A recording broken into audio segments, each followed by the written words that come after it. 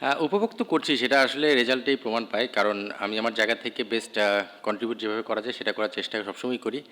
আর রিস্কের কথা যদি বলেন, আমি আসলে রিস্ক মনে করি না। কারণ আমি আসলে আমার 2011-তে যখন খেলা ছেড়েছি, তারপরে আমার স্বপ্ন ছিল যে কোচিং লাইনেই থাকবো।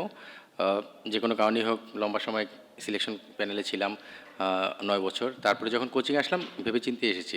সো আমি আসলে রিস্ক না, আমি মনে করি যে আমি যেভাবে কাজ করছিলাম, সিলেক্টর থাকা অবস্থায় প্লেয়ারদের সঙ্গে যেভাবে কমিউনিকেশন হচ্ছিল বা আন্ডারস্ট্যান্ডিং এগিয়ে যাচ্ছিলাম, সবাই ফিল করতো, আমাকে বলতো যে আসলে কোচিং আসলে হয়তো ভালো করবো, সেটাও আমাকে কনফিডেন্স দিয়েছে। আর সময়ের সঙ্গে সঙ্গে ঢাকা লিগ, তারপরে এবার বিপিএলে কাজ করা, নিশ্চিতভাবেই প্লেয়ারদের ক্রেডিটে আগে দিতে হবে। কিন্তু আমি একটা জায়গায় নিজের জায়গা থেকেও বলতে পারি, প্লেয়ার সিলেকশনের কাজটা যেহেতু করে এসেছি, টিম সিলেকশনের ক্ষেত্রে, টিমের জেলিং তৈরির ক্ষেত্রে সেই কাজগুলো আলহামদুলিল্লাহ ভালো মতো এগিয়ে যাচ্ছে। তার ফলে কিন্তু দুইটা ইভেন্ট পরপর করলাম, যেখানে সাকসেসফুলি এখন পর্যন্ত মনে হচ্ছে নিশ্চিতভাবে 23 তারিখ ফাইনালের পরে আর একটু ভালো মতো রিপ্লাই দিতে পারবো।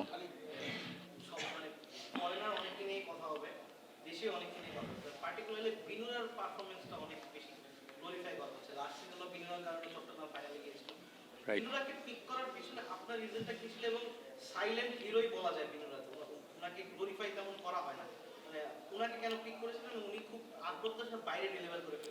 আহ, এটা অবশ্য আমি একাই ক্রেডিট দিব না। এটা আমি যখন টিম করা শুরু করি, হাসান মাহাদি আপনারা জানেন আমাদের টিম অপারেশনস হেড, হাসান মাহাদি ছিল, অমলান আমাদের সঙ্গে কাজ করেছে। আমরা তিনজন টিমটা যখন শুরু করেছি, তখন বিদেশি প্লেয়ার ডিরেক্ট সাইনিংয়ের অপশনটা নিয়ে অনেক ওয়ার্কআউট করেছি।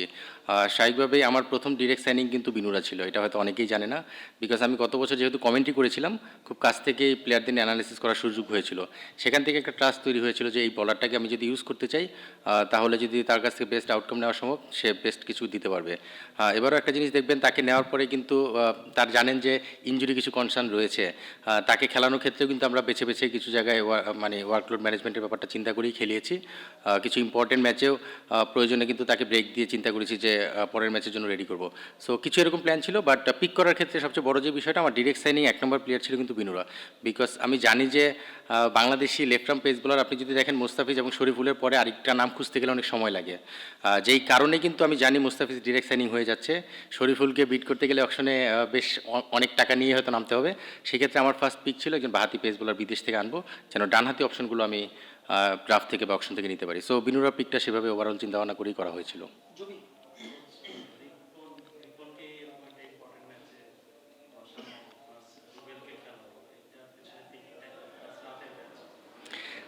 আপনি একটা জিনিস দেখবেন যে আমরা বেশ কিছু ম্যাচে আপনি দেখবেন যে কিছু ভালো পারফর্মার ছিল, তারপর আমরা তাদেরকে অফ করেছি। আপনি দেখবেন মুরাদ কিন্তু এর আগের ম্যাচটা ভালো করেছে, আকবর জাস্ট একটা ম্যাচ আগেই ভালো করেছে।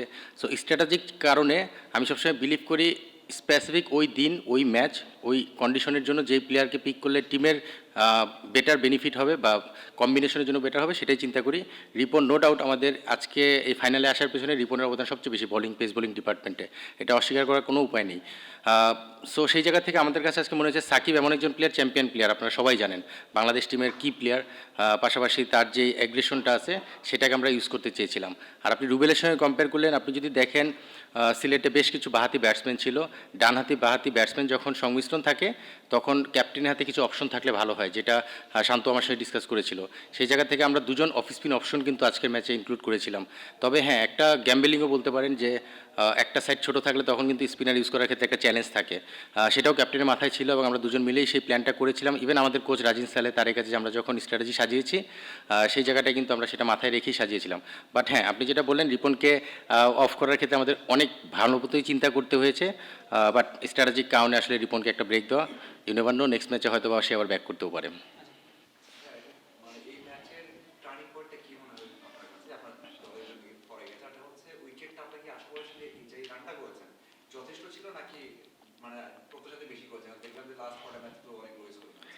আজকের উইকেটটা কিন্তু যখনই আমরা পাওয়ার প্লেতে ব্যাটিং শুরু করলাম, 2 ওভার যাওয়ার পরে আমরা উইকেটটা সম্পর্কে স্ট্র্যাটেজি সাজিয়েছি। প্রথমে আমরা ইনিশিয়াল যখন একটা বেসিক প্ল্যান নিয়ে কিন্তু ব্যাটিং শুরু করি, যে অ্যারাউন্ড 140-50 মিরপুরে ভালো রান।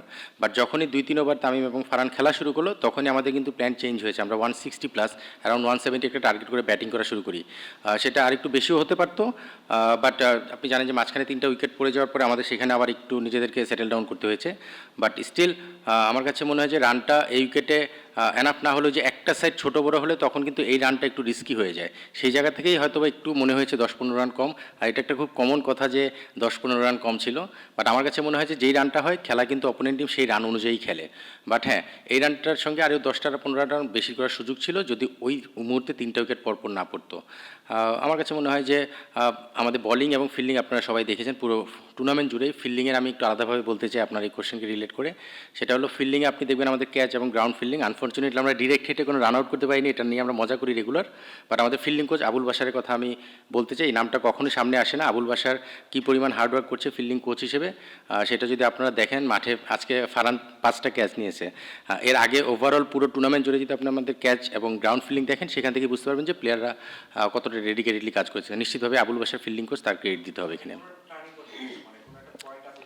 আমার কাছে মনে হয় ইমন যখন ব্যাটিং করছিল তখন আমরা কিন্তু সবাই একটু নার্ভটাকে ধরে রাখার চেষ্টা করেছিলাম, কারণ আমরা জানি যে ইমন এমন একজন অ্যাটাকিং ব্যাটসম্যান, সে যদি ইনিংস ক্যারি করে তাহলে ডিফারেন্স তৈরি করার মতো ক্যাপাবিলিটি তার আছে। ইমনের রান আউটটা আমার মনে হয় আজকের ম্যাচের টার্নিং পয়েন্ট নিশ্চিতভাবে বলতে হবে। আর আমাদের ব্যাটিং জায়গা থেকে যদি বলি, আমার মনে হয় যে কেইনের যে ইনিংসটা, কেইন উইলিয়ামসন, তাকে যেই কারণে আমরা পিক করেছি এটা নিয়ে অনেকেরই অনেক ডাউট ছিল, বাট আমার টিম স্ট্র্যাটেজিতে আমি যখনই দেখেছি যে আমার উপরের থেকে একটু রানের একটু স্ট্রাগল করছি, তখনই কিন্তু কেইনকে ইনক্লুড করার অপরচুনিটি পেয়ে সেটা আমরা গেইন করেছি। এবং কেইনের ইনিংসটা নিশ্চিতভাবেই আমাদের আরেকটা ব্যাটিং ডিপার্টমেন্টে টার্নিং পয়েন্ট হতে পারে।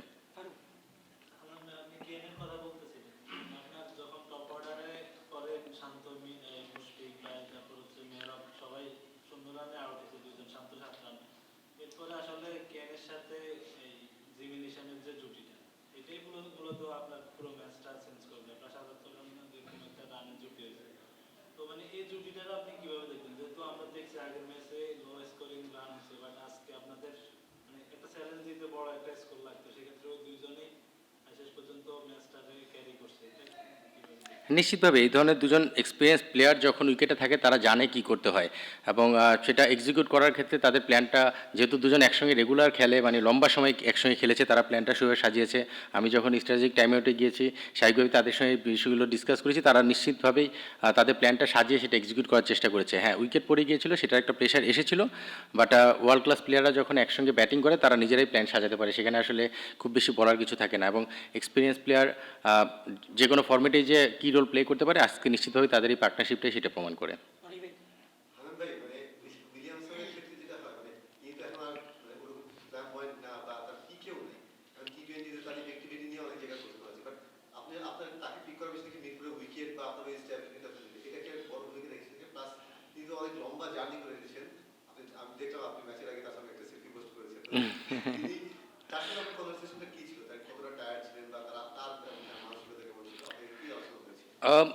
একজন প্রফেশনাল প্লেয়ার, এবং আপনারা জানেন যে নিউজিল্যান্ডের প্লেয়ারদের আমরা সবসময় প্রশংসা করি তাদের ক্যারেক্টারের জন্য, খুব সফট এবং স্মার্ট হয়। কেইন কিন্তু আজকে সকালে আর্লি মর্নিং এসেছে, 9টা 9:30টার দিকে হোটেলে পৌঁছেছে।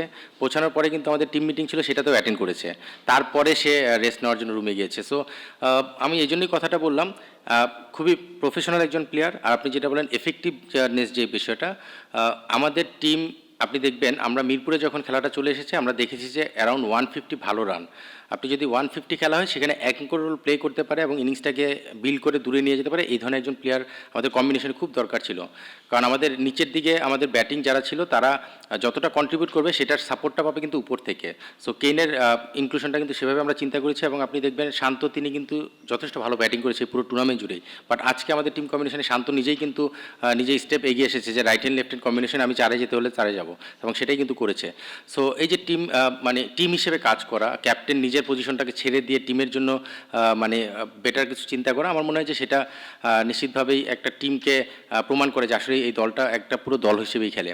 আর কেইন নিশ্চিতভাবে ওয়ার্ল্ড ক্লাস, এবং এই ধরনের ক্যারেক্টারই কিন্তু সে শো করেছে আইপিএল বলেন, নিউজিল্যান্ড, প্রতিটা জায়গায়। সো আপনি যেটা পয়েন্ট আউট করেছেন নিশ্চিতভাবেই সেটা অবশ্যই ইম্পর্টেন্ট যে মিরপুরের কন্ডিশন বা অ্যারাউন্ড 150-60 রানে যখন খেলা হয় এই ধরনের একজন ব্যাটসম্যান নিশ্চিতভাবে সেই দলের স্ট্রেংথ বাড়ায়।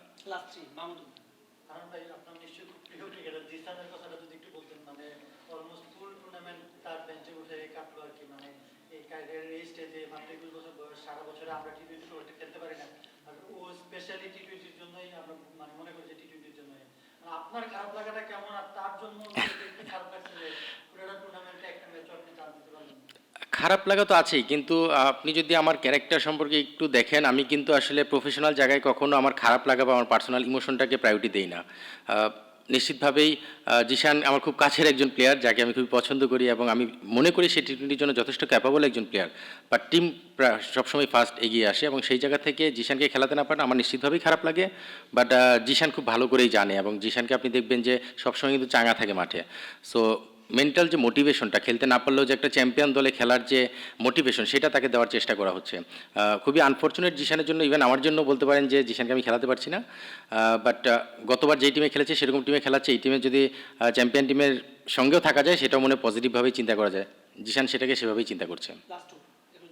আনন্দ ভাই, আপনার কোচিং ক্যারিয়ারটা খুব ভালোভাবে শুরু হয়েছে, বিপিএল এ চ্যাম্পিয়ন হলেন, আবার বিপিএল এর ফাইনাল। নিজের কোচিং নিয়ে বলাটা, তারপরেও জানতে চাইবো যে আপনার ফিলিংটা এবং কোচিং হিসাবে আপনার কতটা এনজয় করছেন? আমি আসলে সবচেয়ে বড় জিনিস আমি কিছু মানুষের ক্রেডিট দিতে হবে।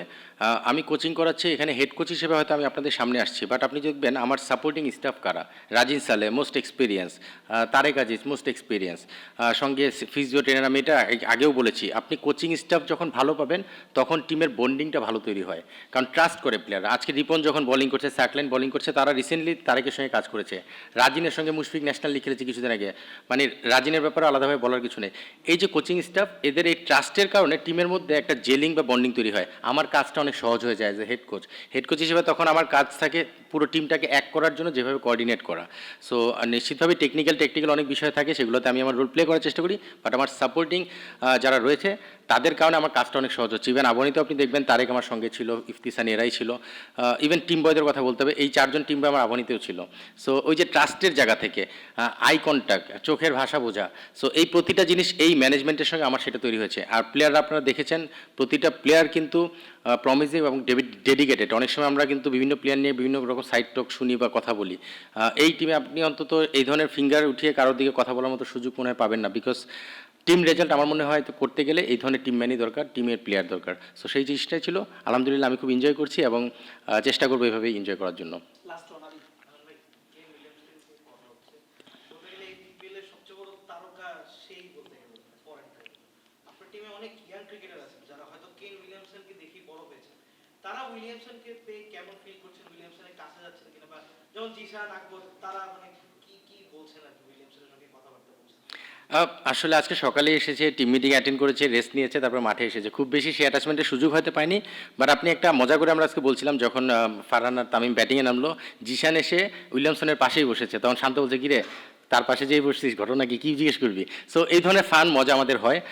তবে হ্যাঁ, এই ধরনের লেজেন্ড প্লেয়ার যখন ডাগ আউটে থাকে তাদের কাছ থেকে অনেক কিছু কেয়ারিংয়ের সুযোগ থাকে। আর একটু বেশি সময় পেলে ভালো হতো, হয়তো ট্রেনিং সেশনগুলোতে থাকলে হয়তো আর একটু বেশি ডিসকাস করতে পারতো।